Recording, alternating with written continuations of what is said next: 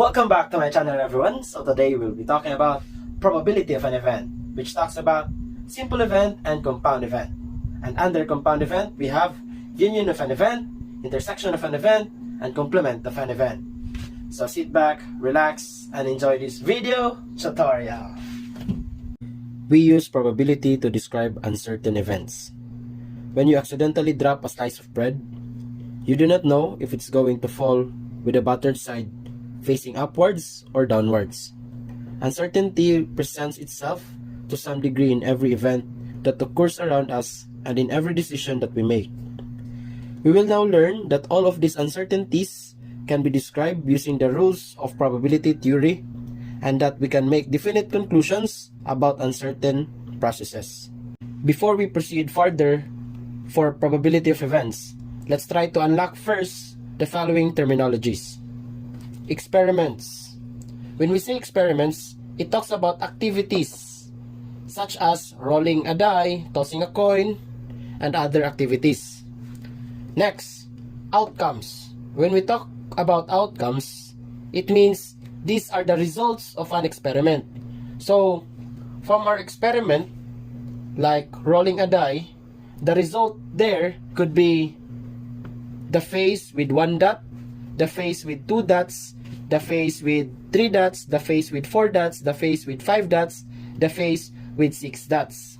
And for tossing a coin, the outcome could be tail or head.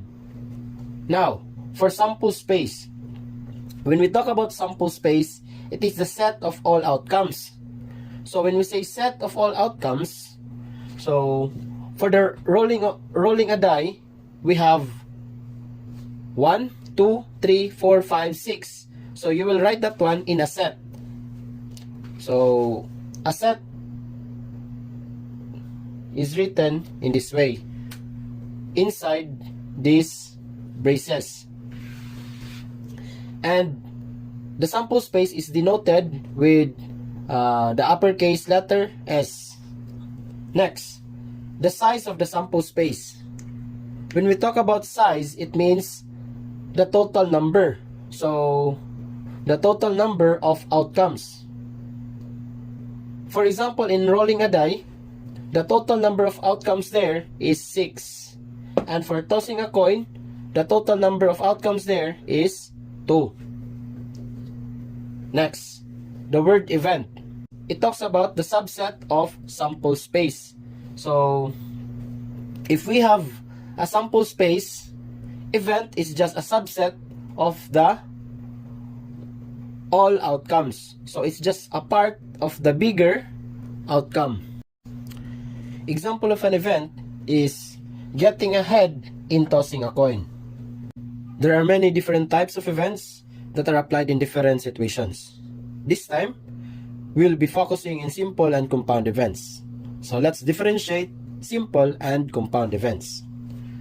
When we talk about simple events, it talks about events with single outcome. So again, single outcome or only one outcome. For compound events, these are events with more than one outcome. So if it's more than one outcome, then it is under compound events. Now, let's proceed to the example to really differentiate the two events. So for simple event, this is the example. In rolling a die, you want to get 3. And how about for compound events? In rolling a die, you want to get an even number. So, for the simple event, you want to get a 3.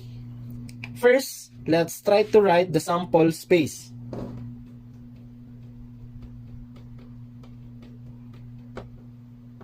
Which is denoted with uppercase letter S. Again, a sample space is the set of all outcomes.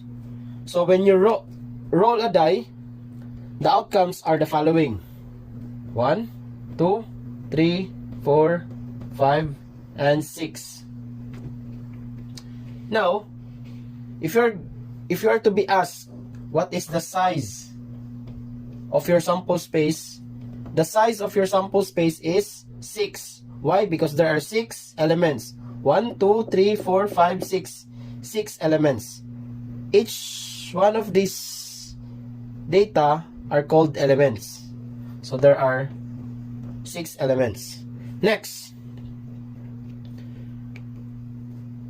what is the event? Because it has a single outcome, the event is to get 3. So, event is equal to set of 3. And if you are to be asked what is the size of your event, the size of your event is 1. Why is it 1? Because it is a single outcome which is under simple events. So, the size of your event is always 1 if it's under simple events, because we only have a single outcome. How about for compound events? Will it still be the same, which is equal to 1, or will it be a different number? So, rolling a die to get an even number, the sample space is still the same because the example is rolling a die.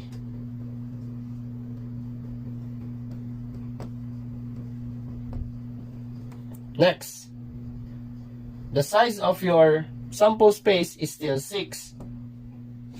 How about for the event? The event is to get an even number. The even numbers in our sample space are the following. We have 2, 4, and 6. Let's write those even numbers in our event. 2, 4, and 6. The size of our event is 1, 2, 3, and the size of our event is 3. Let's have another example. Draw a jack of hearts from a regular deck of cards for simple event, and for the compound event, we have draw a red card from a regular deck of cards. So, here, for the simple event, if you will be asked for the sample space, you can write all the possible outcomes in drawing from a regular deck of cards. So, from Ace of Hearts,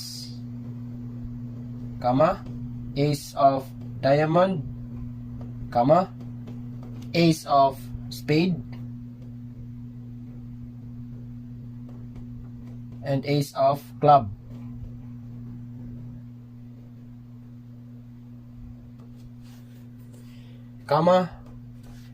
Two of Hearts, 2 of Diamond, 2 of Spade, and 2 of Club, and so on and so forth until King of Hearts, King of Diamond, King of Spade,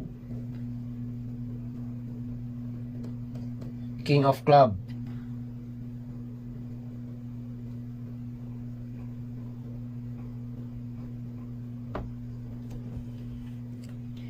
So, if you will count all those elements in the sample space, you will get the size of your sample space as 52, because a regular deck of cards consists of 52 cards. Now, for this event, drawing a jack of hearts from a regular deck of cards, our event is only to get a jack of hearts. So, jack of hearts. And the size of our event, we only have 1. How about for the compound event? The sample space for this one is just the same with the simple event. And the size of the sample space is still the same, which is 52. they differ in the event. Because the event for the compound event is drawing a red card. Now, when you draw a red card in a regular deck of cards, a red card is either a heart or a diamond. So, you will write all those red cards, starting from A of hearts, A of diamond, 2 of hearts, 2 of diamond, 3 of hearts, 3 of diamond, and so on and so forth until King of hearts, King of diamond. If you will count all those elements in your event, the size of your event is 26. Now, to conclude the difference between simple event and compound event, if the size of your event is equal to 1, then that event is under simple events. If the size of your event is more than 1, then that event is under compound events. There are ways to enumerate the sample space of compound events. The first method is the tree diagram method. This is a way of representing a sequence of events. This is useful for organizing and visualizing the different possible outcomes of a sequence of an event. Next method is listing method. This method involves enumerating all the possible outcomes in an organized manner. Last method is area model method. This is a regular diagram or model which shows the possible outcomes inside a box. This is otherwise known as box method. Now, let's proceed to union of events and intersection of events. So, let's differentiate the two. For union of events, these are events which is being denoted by this symbol or a U in words that is or. For the intersection of events, these are events that are denoted by this symbol, so the opposite of U, and in words that is and. Now,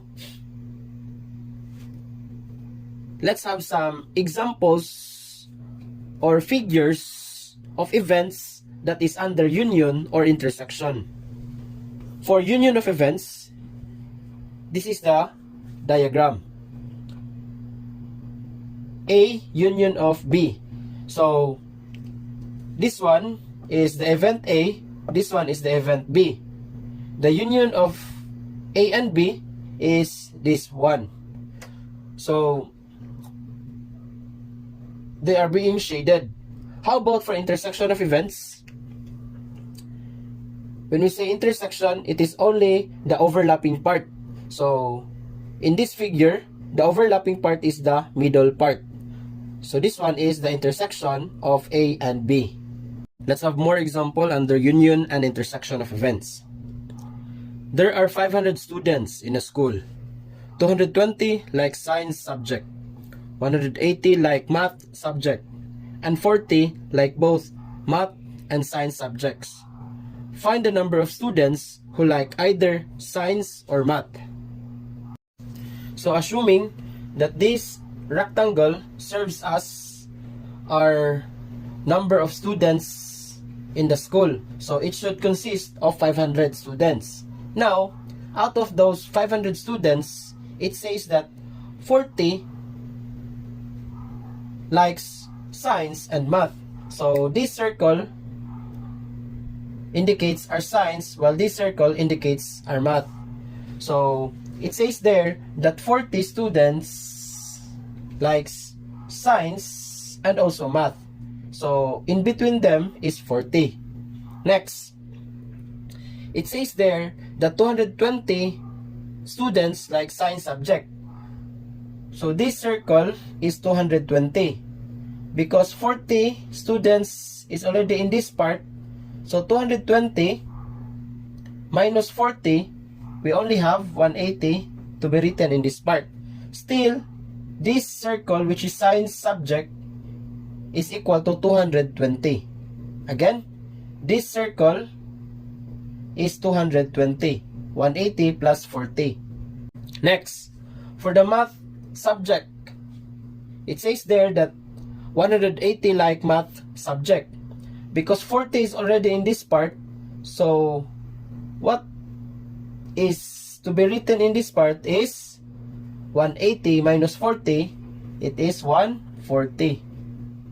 Still, this circle for math subject is equal to 180. Next, 180 plus 40 plus 140 is equal to 360. It says there that we have 500 students. So where are the other students?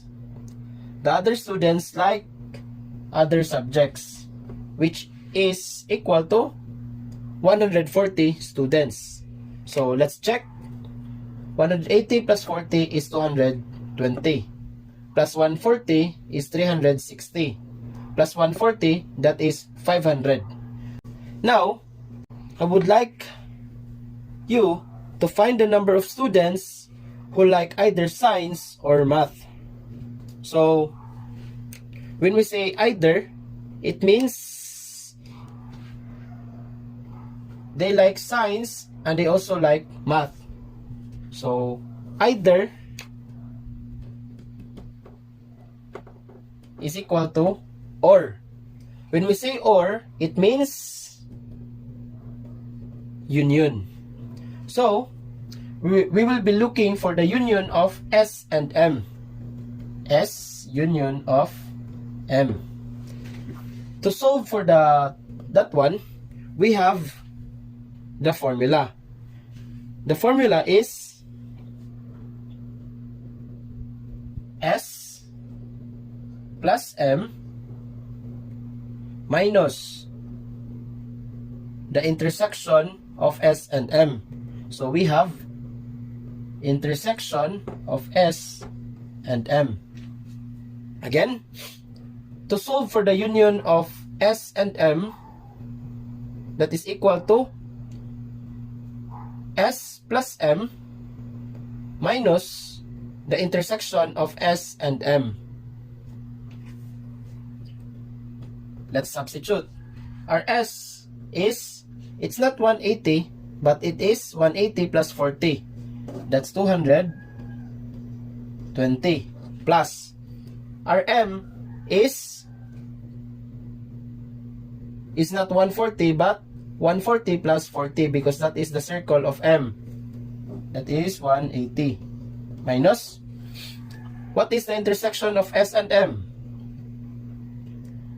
The overlapping part is the intersection, and that is 40. 220 plus 180 is equal to 400. 400 minus 40 is 360. So, the union of S and M is equal to 360 students.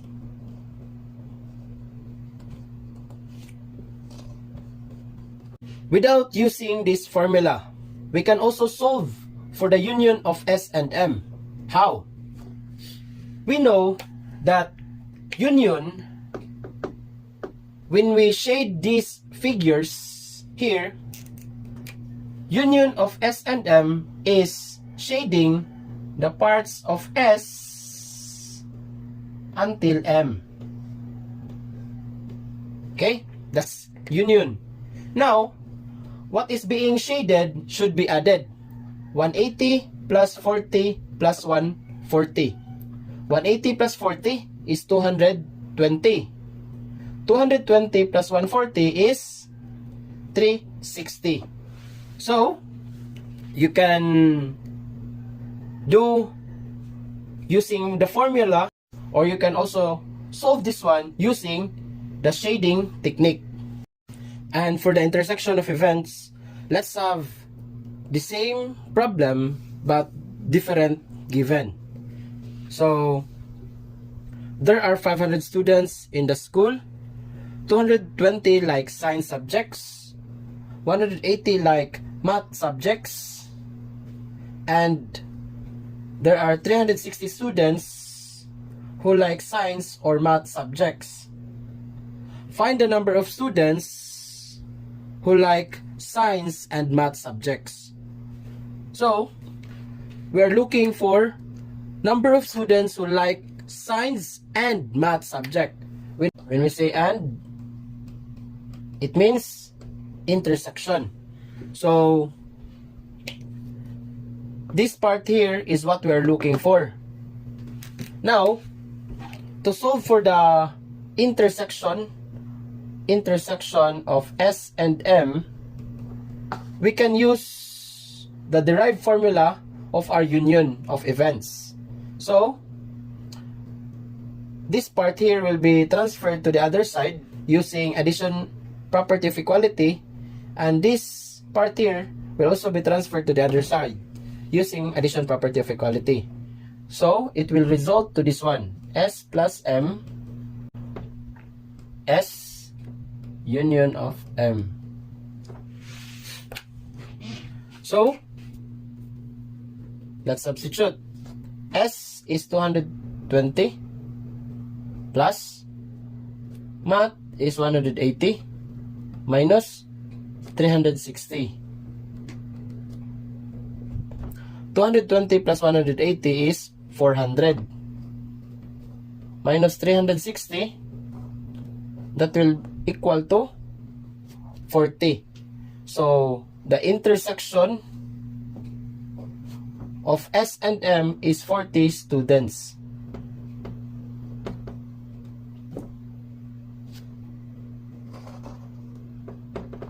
So this part here is 40 students. Now let's have more examples in solving for union and intersection of events. So I have here three figures. The first figure is a partially overlapping figure. The next one is a disjoint, while the last is a fully overlapping figure. The rectangles represents the sample space, while the circles represents the events. In a partially overlapping figure, let's try to solve the union of A and B. The union of A and B is 3 plus 1 plus 6. 3 plus 1 plus 6. That is equal to 10. Now let's solve for intersection of A and B. The intersection of A and B is the overlapping part, and that is 1. Okay, now let's proceed to the disjoint figure. In a disjoint figure, let's try to solve for the union of A and B. The union of A and B is 2 plus 7. 2 plus 7 is equal to 9. How about for the intersection of A and B? When we say intersection, it means the overlapping part. Does A and B overlap to each other? Did they? So they don't. It means the intersection of A and B is a null set or an empty set. This figure. Next, for the fully overlapping part, let's try to solve for the union of A and B. For the union of A and B, the A is 3 and B is 8. So 3 plus 8 is 11. How about for intersection of A and B? Intersection of A and B is this part here, the overlap part, which is all parts of A, which is 3. For the last one, we have complement of an event. It consists all outcomes that are not in the sample event A. It is denoted by this symbol, which is an apostrophe, or it could be a superscript C. Let's have some examples to really understand what is a complement of an event. Tossing a coin. In tossing a coin, the complement of head is tail. And for the days of the week, the complement of Monday, Wednesday is, so Monday and Wednesday is not included, so we have Tuesday, Thursday, Friday, Saturday, and Sunday. So in short, complement of an event is getting all the outcomes, but a certain event is not included, just like in our examples. In tossing a coin, the outcomes are head and tail. When we say complement of head, so head is not included, so the answer is only tail. For the second example, days of the week. So the days of the week are Monday, Tuesday, Wednesday, Thursday, Friday, Saturday, and Sunday. Complement, because we're looking for the complement of Monday and Wednesday, so Monday and Wednesday is not included. So the answer is Tuesday, Thursday, Friday, Saturday, and Sunday. Now for the last example, which is under complement of an event. An advertising agency finds that of its 210 clients, 115 use television, 130 use magazines, and 55 use television and magazines. Find the number of clients who do not use magazines. First, let's illustrate the problem through a Venn diagram. So, it says that 55 use television and magazines. When we have and, so it means it is the intersection part, television and magazines. So 55 is written here, which is the intersection. Next, it says that 130 use magazines. So the circle for magazines is 130. Because 55 is already written here, what is left for 130 is 75. Check. 55 plus 75 is 130. Next, it says that 115 use television. So for this circle which is under television, it's 115. Because we already written 55, what is left for our 115 is 60. Let's check if it's equal to 115. 60 plus 55 is 115. Now, let's check if its total is 210.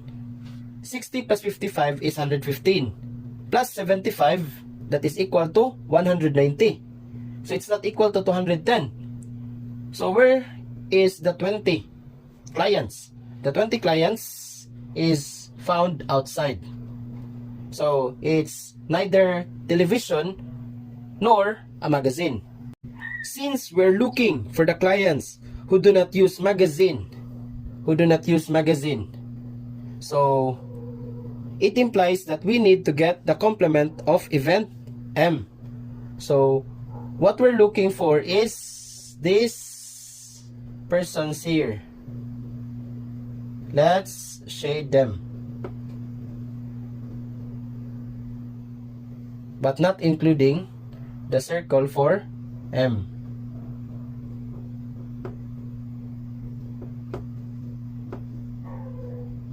So we're looking for event, complement of event M. So to solve this one, we have two methods. First method is using the formula. The formula for this kind of complement of an event is the sample space, which is denoted with the uppercase letter S, minus the event M. So, because we're looking for the complement of M, let's minus the event M. Next, let's substitute.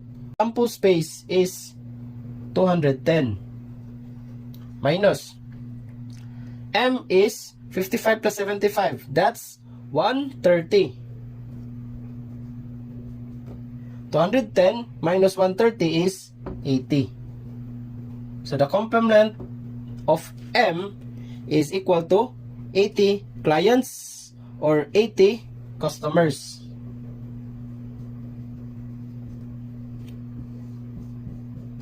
Now for the second method, you can use the shading technique. So because you have already your Venn diagram, you can just add those shaded parts.